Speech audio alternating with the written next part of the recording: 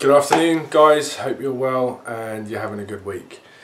This is going to be a slightly longer video to what I've been doing, and it's my first sort of really big how-to video, and it's something I learned to do purely by chance. And I mentioned in my video about my fire kit how this whole thing about bushcraft is sort of spinning off other little hobbies and learning journeys, interconnecting everything else, and this is one of those things. I was looking to get an axe for my personal kit and for use of spoon carving and woodwork that I've been doing recently and really got into. I bought an axe from the DIY store for about £10, and it is what it is. It's a little hand axe. It's never going to be good for detailed work. I reground the edge with a file and got a finer, sharper edge on it and got it to a good working ability, but it was still quite cumbersome. Now, I wasn't in the market to go and spend a lot of money on a new axe because I didn't know if I was going to get that much use out of it. So I was in this kind of conundrum of wanting a tool but not wanting to spend a huge amount of money. So I ended up finding an axe at a boot fair, a junk sale, and it was one of these, which we're all sort of familiar with. You've probably seen a lot of these in the UK, certainly down in the southeast, and in the US on the east coast these are quite prominent. This is what's called a Kent pattern axe, and it's quite defined by its shape, this sort of bell round here. And interestingly enough, traditionally these would have been used for green woodworking and hedgework and stuff like that. I didn't know that at the time. I picked up one of these for £4 at a boot fair, and took it home and thought I could do something with it. And this is what it looked like. I'll show you some pictures of it right now. That's what it looked like. Battered. It was in worse condition than this one. So it needed a fair amount of work. But I thought perhaps maybe I could do something with it. And I did. And what I ended up with is this little beauty here. And there's some more pictures I'll put up just now of how it looks. And I was absolutely blown away by how well it came out. And I love it now. So it cost no money at all, but it did cost a lot of effort. It is hard work, I won't lie to you. It's a couple of days of graft. But what you end up with is something really unique, personal to you, because you've put the effort in, and you'll love it. So if you see one of these lying around, pick it up and have a crack at refurbishing it. And I'm going to show you how to do that now. And surprisingly enough, you'll end up with a tool that is very refined, very accurate. You're able to do detailed work on it, and it's not too heavy, it's not cumbersome. And it's a good introduction and a good starting point. And I'm a huge advocate of recycling old things and making things work and refurbishing stuff. And this is one thing I've really enjoyed doing. So I've got a few more, and they're sort of in the garage waiting to be done. So I'm going to take one of those and show you how to do that now. So let's crack on with that and see how we get on. So the first thing we want to do, guys, is remove the head of these axes. And in most cases it'll be pretty loose, because they've been sitting around in garages and sheds doing nothing for probably 20 or 30 years. Now, if it does need a bit of persuasion, then a hammer blow there and there will just help that come off. I'll put a bit of cardboard around the top to stop your hammer denting the metal too much, but don't be afraid to use a bit of brute force and knock it off.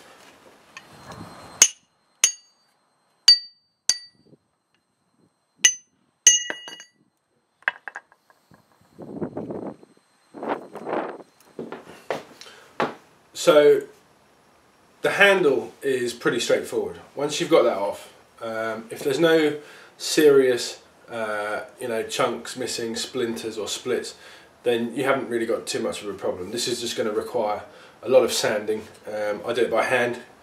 It's a lot easier to feel the grain and where you're going with it, and gradually using a finer grit until you end up with something which is almost like a glass finish on it. This one's in pretty good shape. It doesn't look like it needs too much attention, so that's not going to cause too many problems. So that's just going to be you know, a lot of sanding on that. The head is where you're going to do all the work. Again, so you've got this. This is where you're going to spend most of the time. I've got an angle grinder which I'm going to be using some flat discs on. I'd only used it once before. I found this axe, and yeah, it's a really useful bit of kit. I didn't think you could do stuff like this with an angle grinder.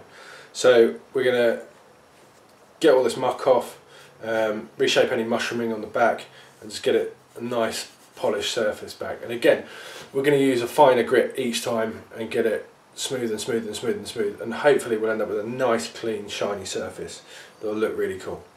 So we'll start off doing that. One thing, if you're using a grinder, you do need eye protection, because any splinters of metal get in your eye, that's going to be a real problem. Ear protection as well, it's quite a loud thing. You don't want to damage your hearing. If you've got a face mask, then use that as well, because it's a surprising amount of fine dust and particles that will come off doing this. I haven't got one, to forgive me, but I've got a door wide open in the garage where I'm going to do it. So if you're going to do those things, definitely eye protection, ear protection. So let's do that now and see how we get on with the first heavy blast of sanding this off.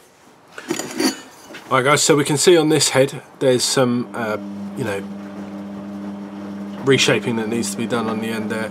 It's been used as a hammer at some point, and there's a bit of mushrooming on the end. So we'll get rid of all of that and have a good crack at the surface of this. So we're going to start with these, we're going to use these flat discs.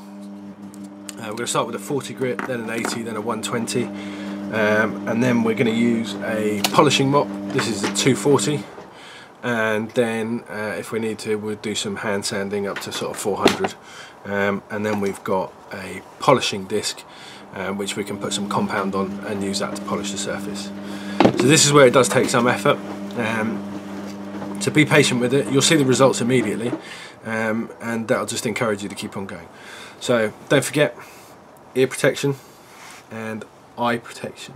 You can't replace your ears or your eyes, so it's very important. You must wear them.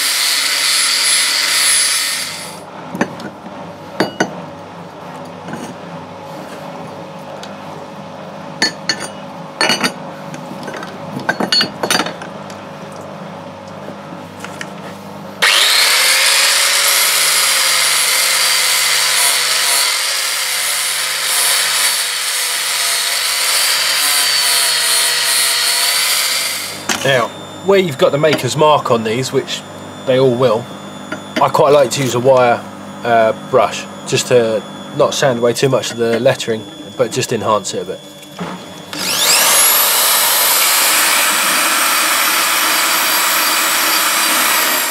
So that was the first round of cleaning up done, and you can already see the results, you know, the improvement straight away. You can see what's underneath.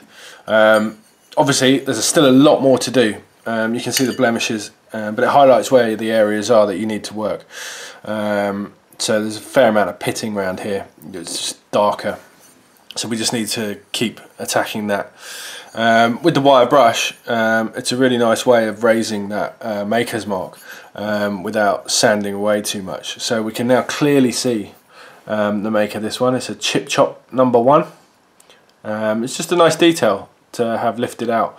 So I don't really know a lot about axes, but I'm going to do a bit of research on chip chop and see who they are and what their history is, and then you've got a bit of identity for your tool. I'm just interested in stuff like that, and yeah, it'd be cool to find out a little bit about this axe. But you can see the improvement on it, and you get an idea of the final picture. We've smoothed off those edges, and obviously we've got to work on the back now, and then that'll just sharpen off the ends there. There's a bit of a nick there, but that'll flatten off rather nicely with the grinder. So pretty straightforward. We'll do all these edges, and then we'll just keep having a go at this until we get a nice even surface without all this pitting. But yeah, you get the idea. Right, time to carry on. You're getting a real idea on the end here of how clean it's becoming. A lot of these pits now are gone, but there's still a few small ones. And what I like to do is just mark those out. It's just easier when you're to see when you can make a mark. So I use a Sharpie, a permanent marker, and just circle the points on where I need to concentrate. So then you can just see quite easily. And as you're sanding, you rub away the marker anyway, so it doesn't matter. But it gives you a good visual point of where to do. So I'm just going to mark up this end, top there, so it's a lot better. But there's still a few bits. So any deep scratches or pits that need to be worked out, I'll just mark out with the pen. So I'm going to do that now.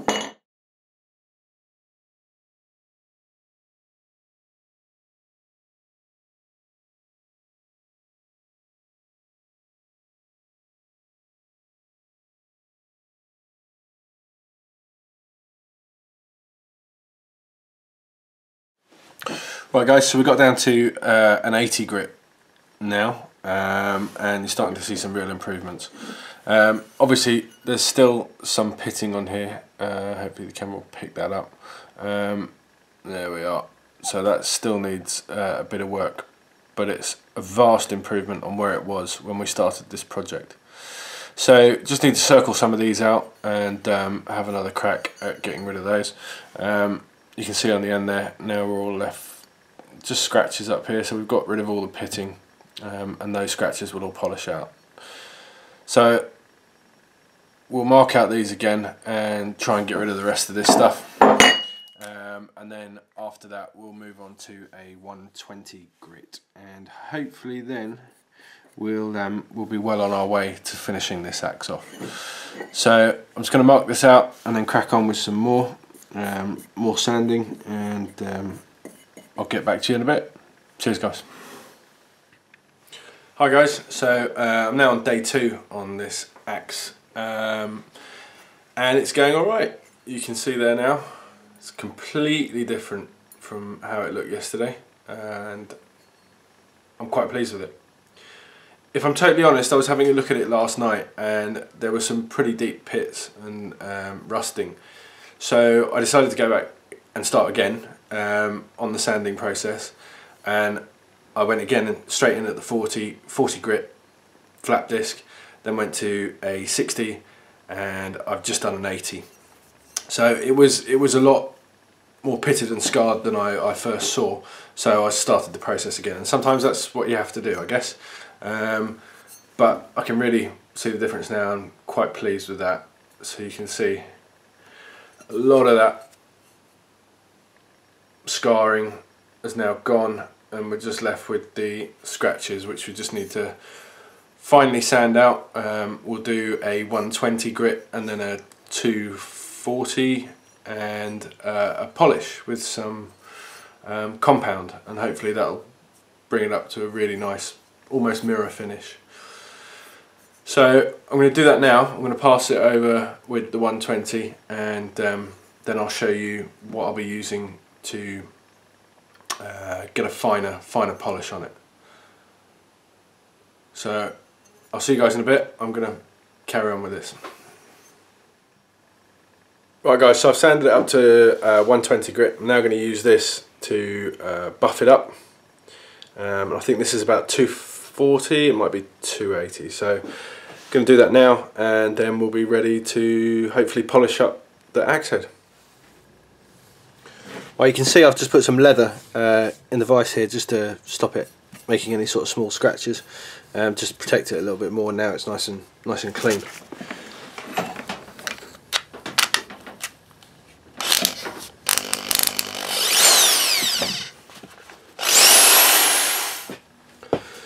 So guys, we've now got the polishing disc on the grinder. I'm just going to put a bit of compound on this.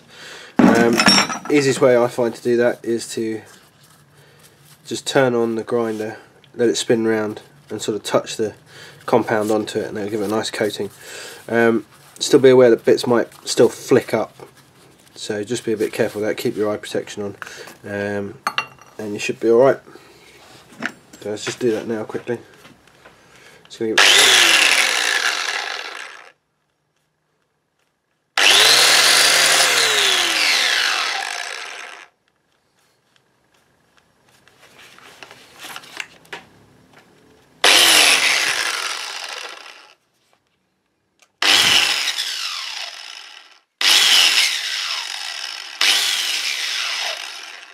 There we go, so there's a nice bit of compound on there. Now I'm just going to polish with this.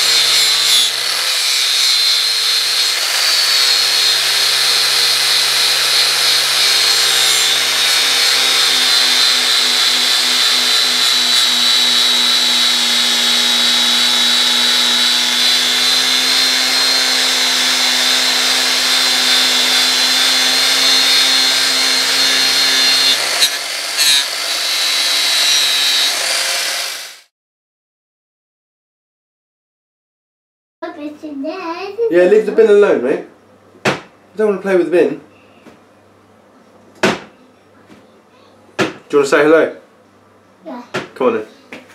Look. Oh. Look. Hello. Hello. Right. Is that pretty cool? I want to go forward, little boy. What you want? Right. Off you go. Go watch cartoons. Go watch cartoons.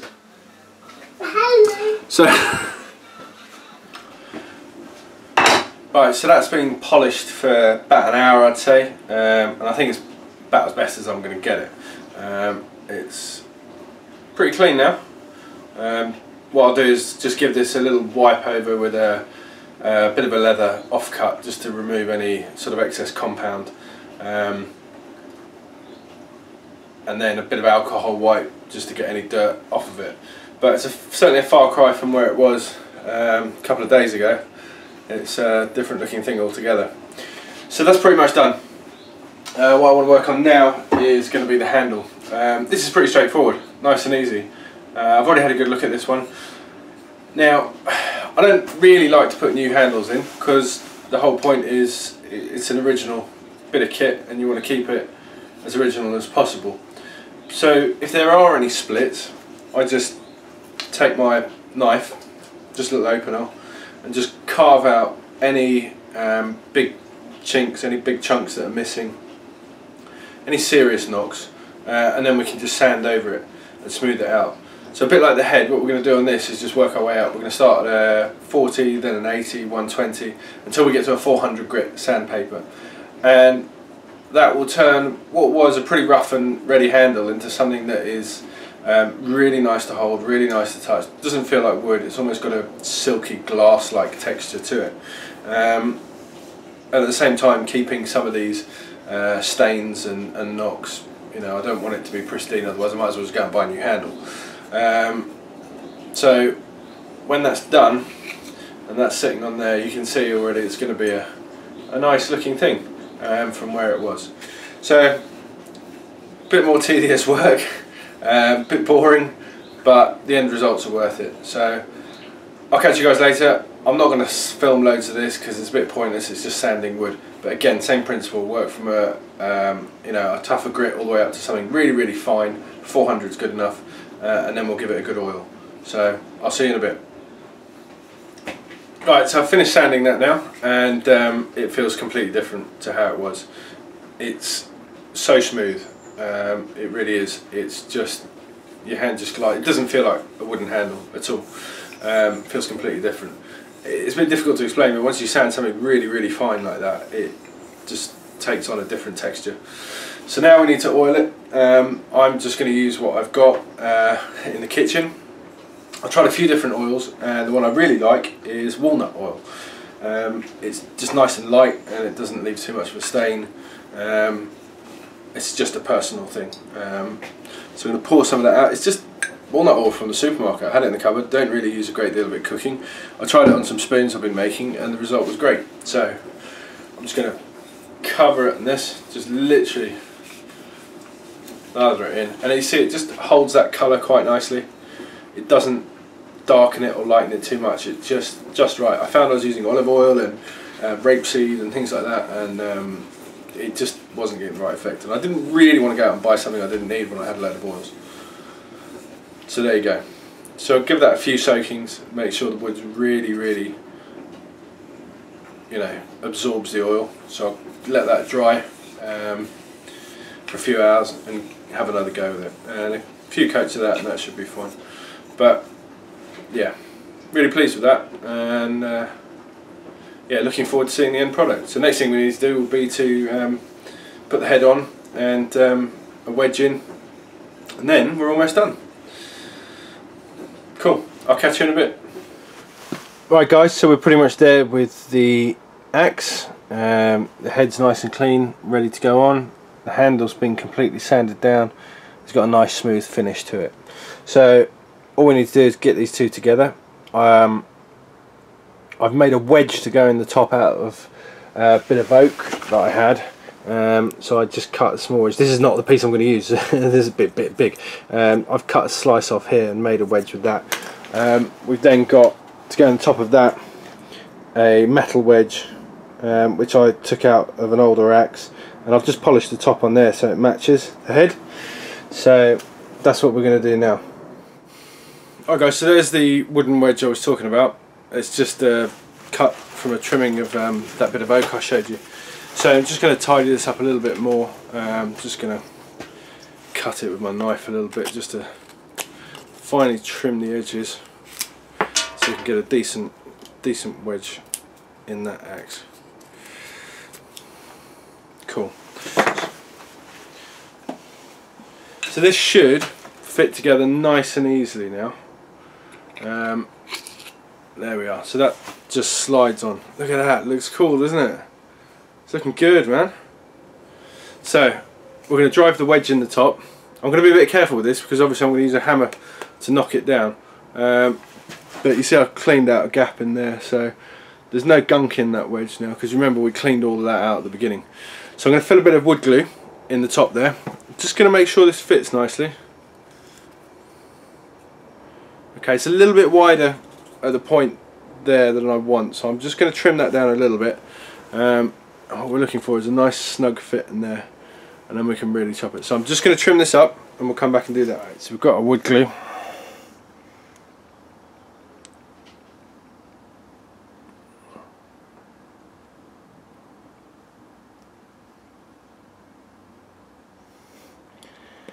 We've got a decent amount in there.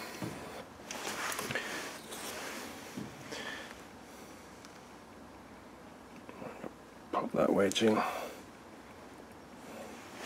Right, now I want to be careful because I spent a lot of work, spent a lot of time on this, so I don't really want to bash up the handle. So I'm just going to put a bit of leather on the floor just to protect that handle. I'm just going to give that a knock in with the hammer.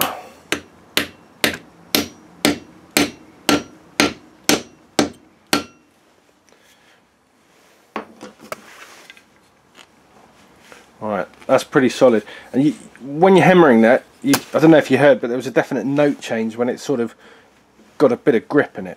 It suddenly went a lot flatter and a lot deeper.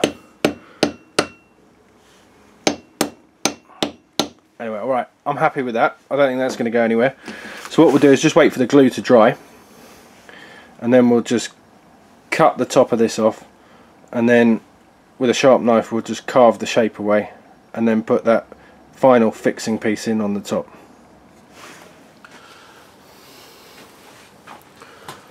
Right guys, so you can see with the wedge there, I've just cut with my knife, I've just shaved the shape of it just to tidy it up so we've got no ends hanging off.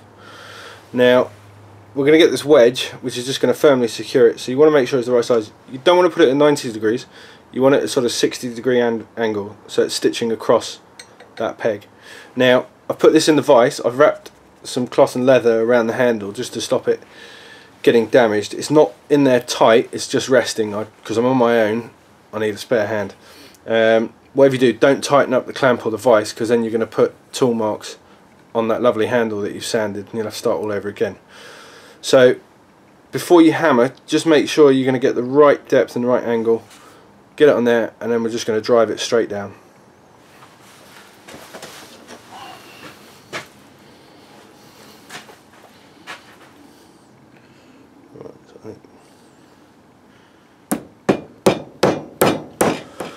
So there we go, took a bit of persuasion but it's gone in. There's a couple of gaps where it's split a little bit. I'm just going to fill those in with some PVA, not PVA, wood glue, just mixed in with some of the sawdust that we created earlier, so it'll be the same wood, and hopefully that'll give it a bit of colour just so we can fill it in. So I'm just sort of making a wood type glue really, and I just want to put these bits inside those gaps just to fill them up.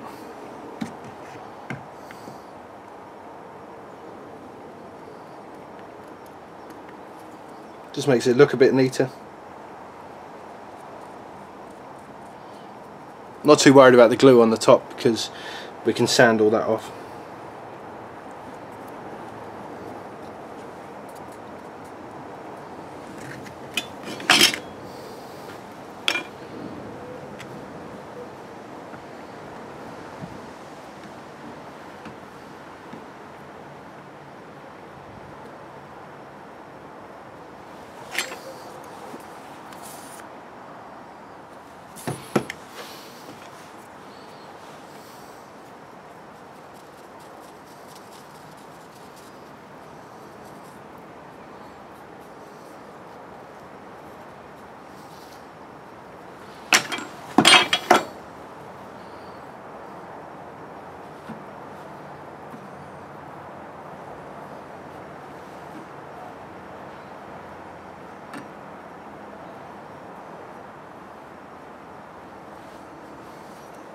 Just neatens that up a bit. Now when we sand that all off, that'll look as good as gold. So I've let that dry now for a bit, so all we want to do is just, with the sandpaper, just go over the top just to get rid of any sort of protruding bits of glue and muck. And there we are, it's cleaning up nicely.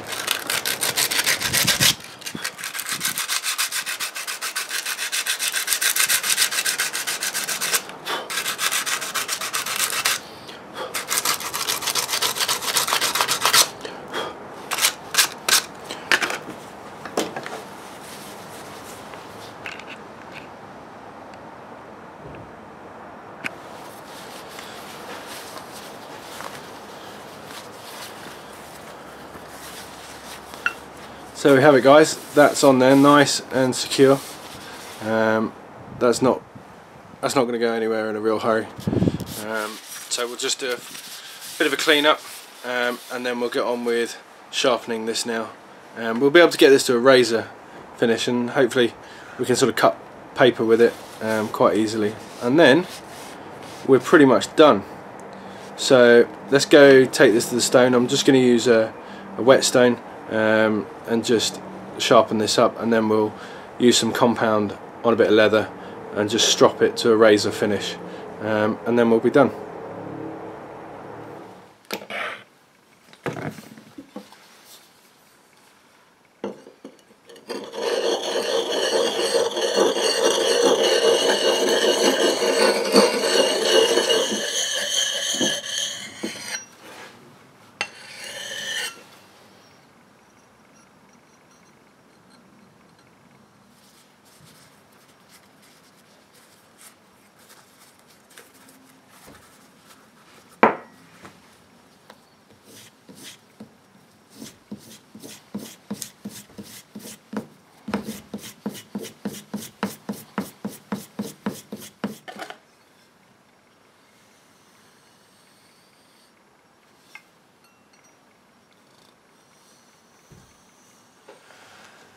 Hey guys, so we are pretty much there, we're done.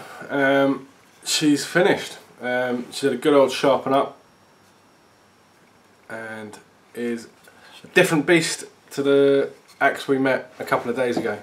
So here's a quick reminder of what it looked like, and this is what it looks like now.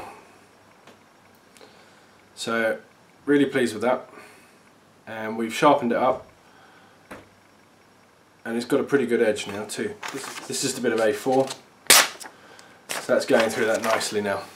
A couple of days ago that wouldn't have cut anything.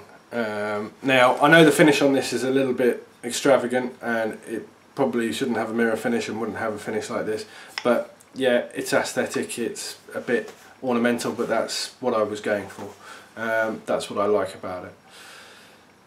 I have spent a little bit more time on this one than I did on my other ones, but this is a gift for someone, so I've just put a little bit more effort into it. But it does just go to show you what you can do from something that you find, which is essentially being discarded as a piece of junk, and you can get yourself a really good axe for the money. Now, I've been able to do a little bit of research on this, the Chip Chop number 1. It was a very popular axe made by a company called Gilpin.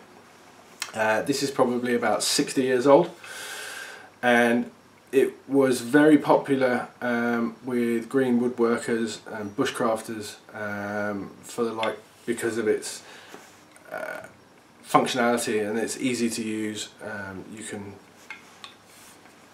maneuver it in so many ways, and I love mine. I use it all the time.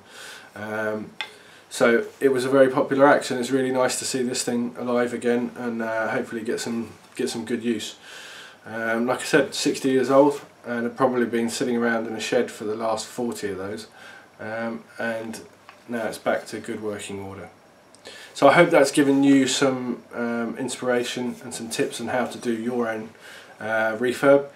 If you do find one of these, in a junk shop, boot fair, pick it up, have a go. If you don't want to have a go, pick it up anyway and send it to me, because I can't get enough of these now. So have a crack at it. You don't need a lot of expensive equipment, stuff you've probably already got. It's just a bit of elbow grease and a bit of hard work, but that's the results you can get. Bear in mind, this is only the third one I've done. Okay, I've got a few more knocking around that I've been doing since this video's come to life, but this is the third one. So I'm not by any means skilled in this sort of work. I'm not a machinist. I don't use these tools every day. It was, it's just a bit of elbow grease. So give it a go, have fun, and good luck. Don't forget, please subscribe, and I'll be putting up more videos of other bits and bobs that I've learnt along the way. And this is something I've just learnt in the last couple of weeks. So cheers guys, thanks for watching, and I'll see you soon.